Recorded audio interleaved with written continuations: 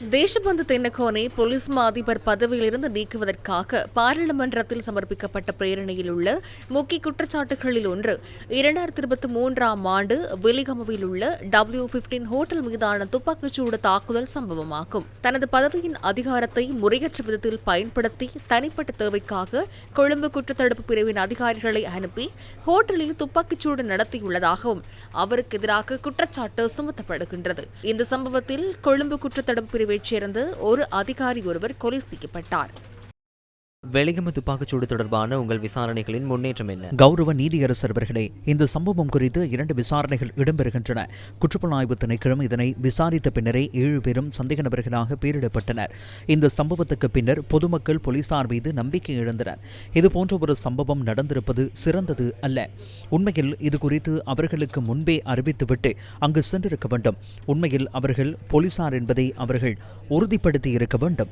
முறையாக அங்கு செல்லாமையினாலேயே அவர்கள் தப்பிக்க முயன்றனர். போலீஸ் திணைக்களத்திற்கு தவறான தகவல்களை அளித்தனர். இந்த சம்பவம் குறித்து நீங்கள் என்ன செய்தீர்கள்? குற்றப்புலனாய்வு திணைக்களம் இது குறித்து விசாரணை செய்து வருகிறது. அவர்கள் சில சாட்சியங்களை அளித்துள்ளனர்.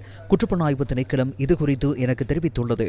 இறந்த சார்ஜென்ட் சட்டவிரோதமாக பதவி உயர்வு பெற்றுள்ளார். அதனை சரி செய்ய வேண்டும் இல்லையா? ஆம் நீதியரசர் அவர்களே, அது குறித்து விசாரணை நடத்தப்பட்டு வருகிறது. அது முடிந்ததும் அது குறித்து ஒரு முடிவை எடுக்க வேண்டும். பின்னர் அவருக்கு ஜனாதிபதி நிதியத்திலிருந்து 2.5 மில்லியன் வழங்கப்பட்டது. அது உங்களுக்கு தெரியுமா? ஆம் நீதியரசர் அவர்களே, நாங்கள் அதனை விசாரித்து வருகின்றோம். டிரானலஸ் அப்போது பொது பாதுகாப்பு அமைச்சராக இருந்தார். இறந்த சார்ஜன் நடவடிக்கைகள் குறித்து அமைச்சருக்கு தெரியாதா? அவருக்கு மொத்தம் 4 மில்லியன் அரசு நிதி வழங்கப்பட்டுள்ளது. அமைச்சருக்கும் இது தெரியும். அவர் இதில் நேரடியாக ஈடுபட்டுள்ளார். இந்த விசாரணைகள் முடியும் வரை அந்த பணத்தை எடுக்க முடியாது. அமைச்சருக்கு இது எப்படி தெரியும்? இது போலீஸ் மா அதிபர் மற்றும் அமைச்சரால் கூட்டாக மேற்கொள்ளப்பட்ட ஒரு விடயம்.